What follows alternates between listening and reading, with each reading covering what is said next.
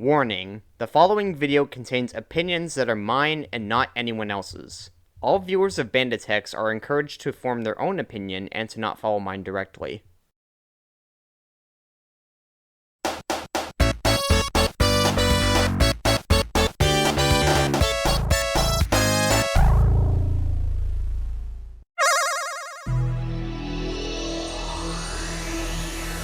Hello everyone, welcome to yet another installment to Sonic Timber, where today we're going to be taking a look at Sonic the Hedgehog CD, or just Sonic CD for short.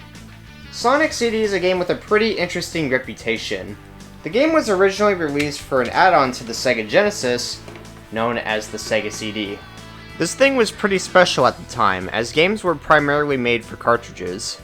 CDs had many advantages over cards, such as enhanced audio and more storage space, which meant games could be bigger than they would be on a cartridge. You'd think this would have replaced the Genesis, but the CD failed for many reasons. To use it, you needed a Sega Genesis, as well as a separate power adapter. Hooking both up at once can be an annoying task, but the add-on itself was more expensive than Genesis as well. The games were also not much to write home about. Now, the Sega CD did have good games, as just about every system has at least one, but a majority of the games were upgrades to Genesis games. Because of the CD's shortcomings, Sonic CD would fall under the radar for many at the time. This game would receive new life once it hit the PC, and later on a release on Sega Gems Collection on the GameCube. At that point, the game was considered to be one of the best Sonic games ever made. In 2011, Sega released a remake for smartphones, Steam, Xbox 360, and PS3. With this new release came more fans eager to hop into the game, only for these people to become disappointed in Sonic CD as a whole. You guys know that disclaimer I put at the beginning of every video I make, where I ask you to form your own opinion and to not copy mine? Games like Sonic CD are why I have that. Banditex is a show where I tell you what I think about a game, not what everyone else thinks. So if I tell you guys that, say, Bubsy 3D is the best game you can ever get on a PS1, then I am not doing my job, because I would be lying to you. So what I want you folks at home to do is listen to what I have to say about this game, so that way I can tell you what I like, or don't like, about Sonic CD. Sonic CD's story takes place on the mysterious world known as Little Planet. This strange world appears over Never Lake every year for once a month. Little Planet is home to the 7 Time Stones, which whoever possesses all 7 can move freely through time. Dr. Eggman's scheme this time around is to nab all 7 stones for himself, with Sonic giving chase. But that's not all. Eggman has built a new robot to assist him and to keep Sonic busy, this being Metal Sonic. Also on this planet is a pink hedgehog named Amy Rose, who was here as her tarot cards told her that she would meet Sonic on Little Planet. By the time you get to Collision Chaos, Amy is captured by Metal Sonic, with Sonic making it his mission to save Little Planet and rescue Amy. Sonic CD's story is still about as basic as it has been up to this point, but Sonic Team made an effort to expand the scope a bit by adding in a B-plot of some sort, and even adding a few in-game cutscenes. There aren't many cutscenes, and I think Sonic 2's narrative was a little better, but I still admire the work we have here.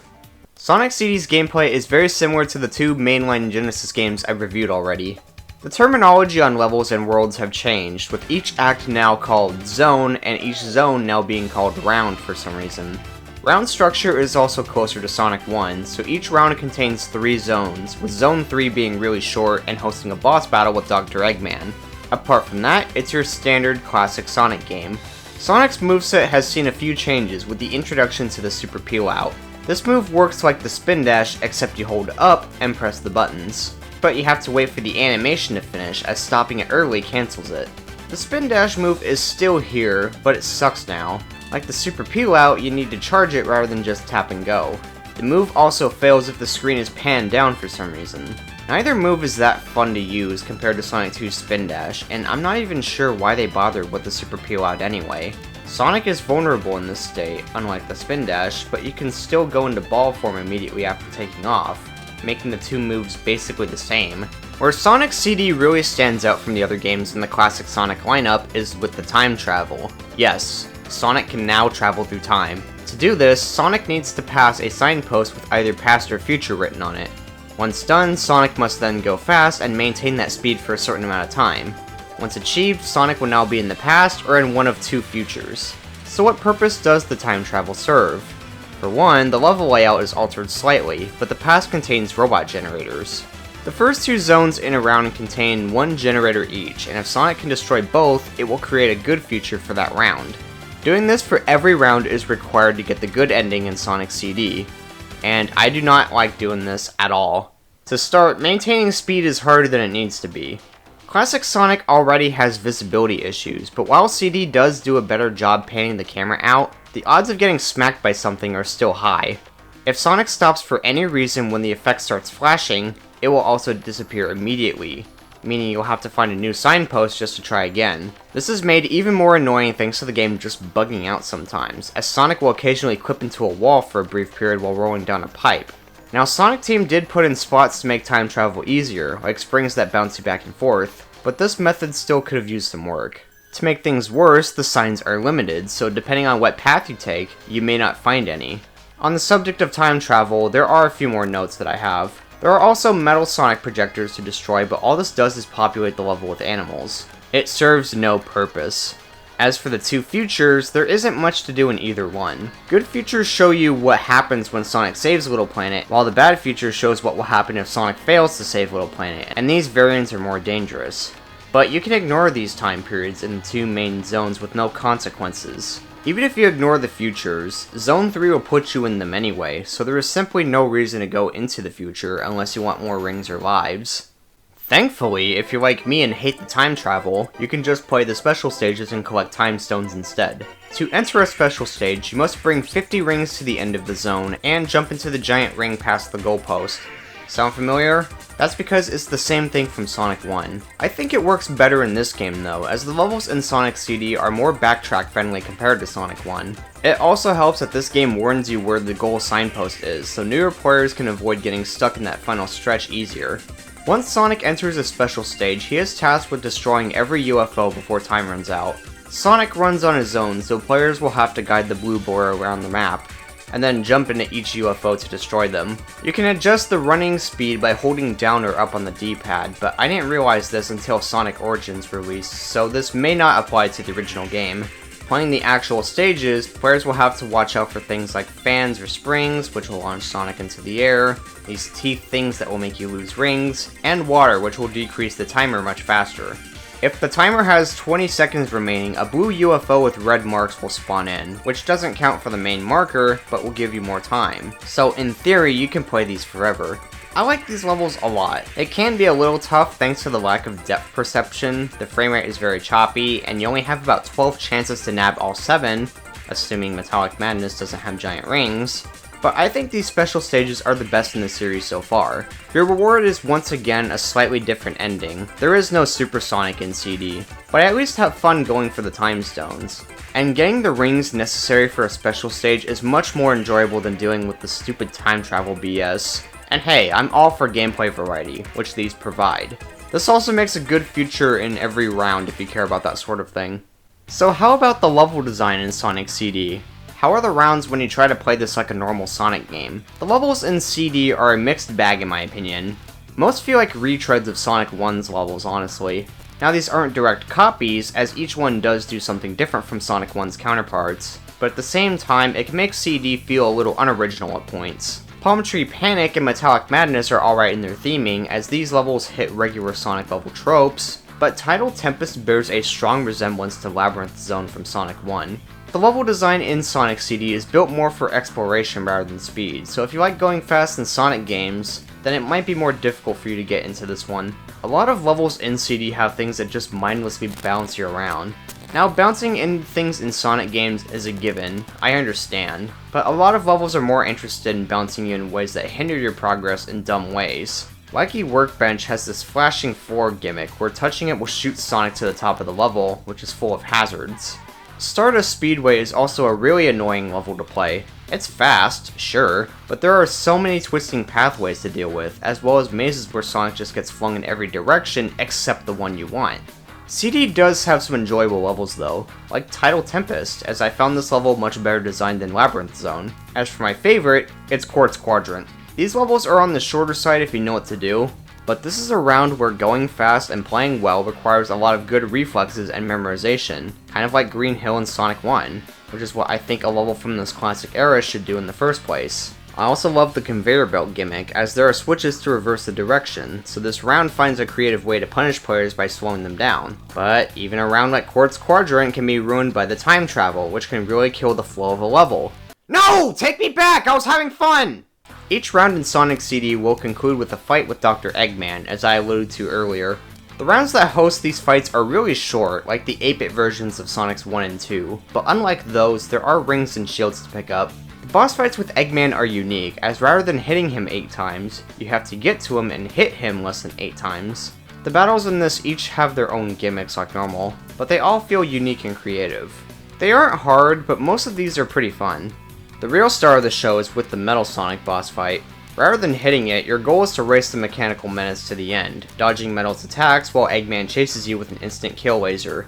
It's tricky, but fitting for a rival battle in a series like this. The final Eggman fight is pretty weak though, as he just hides in this weird sphere.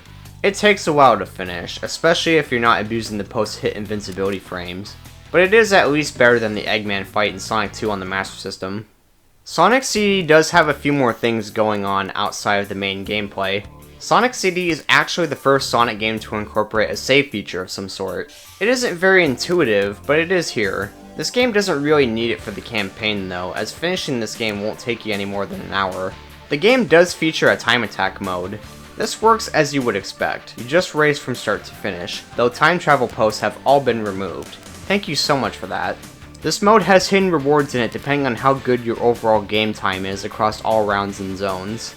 I didn't bother doing these for the review, but it is still a neat feature overall. Remember, this was back when replaying your favorite stages meant entering a level select cheat, so this is considered a big deal. Sonic CD's visuals are very well done for the era. While the graphics are reminiscent of Sonic 1, they all feel like an expansion to that. Little details like Sonic having more frames in his ledge animations are a good example, but each round feels large and special. Some of these backgrounds in the game are really nice, and in some cases, trippy as fuck. Whoa, Sonic, what was in those chili dogs? I just wish I could say the same for the performance. This game gets really busy at times, so it has a habit of lagging. This issue is especially apparent in the special stages, which just don't run very well. The game sports anime cutscenes by Toei Animation, which exists just for flair, but is still awesome. Though the Sega CD does butcher these scenes heavily. The next topic is the music, which is an interesting subject for this game. This is the first Sonic game to incorporate vocal tracks, which would become a series staple down the road. Over here in America, we got Sonic Boom, which is an excellent tune. Japan gets one for the opening and one for the end. The theme song there is the oddly named Toot Toot Sonic Warrior, which is based on Green Hill's Zone from 8-bit Sonic 2. The ending song there is Cosmic Eternity, which is good, but not as memorable as the other theme songs in my opinion. The regional differences in the music extend past the vocal tracks though, as for whatever reason the American soundtrack is very different from the Japanese one. The Japanese music fits Sonic's overall vibe better in my opinion, while the US soundtrack goes for a grungier and atmospheric approach.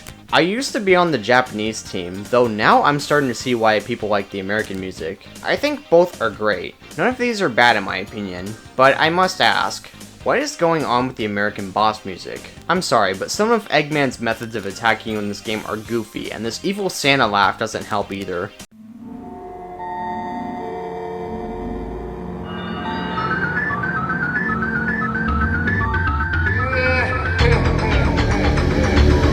Really, give both scores a listen at some point. Neither one disappoints. So what is my verdict on Sonic CD? I hate to say it, but this is my least favorite mainline classic Sonic game. Sonic CD controls as well as the others, the graphics and music are amazing, and the special stages are great, but this game is held back by the time traveling gimmick and the level design. Because of these faults, Sonic CD is the one I revisit the least. Which is unfortunate to say, because I know some of you guys out there really love this game. While not a bad score in my opinion, I still have to give this game a 6 out of 10.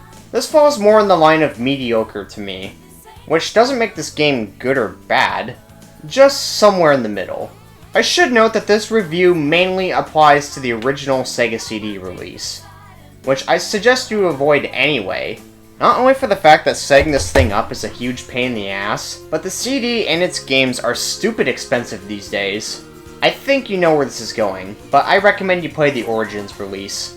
Widescreen is the main appeal, but you get to choose from either the American or Japanese soundtracks, the real Spin Dash is here, and you can play as the Tails that can fly.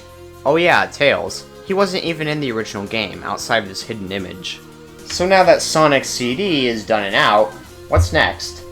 Sonic has a few more 1993 releases to cover, but in tomorrow's video we're going to be doing Sonic Chaos, the first ever unique 8-bit Sonic title. Will this one improve on the flawed Sonic 2 on the Sega Master System? Will it even be a good game, period?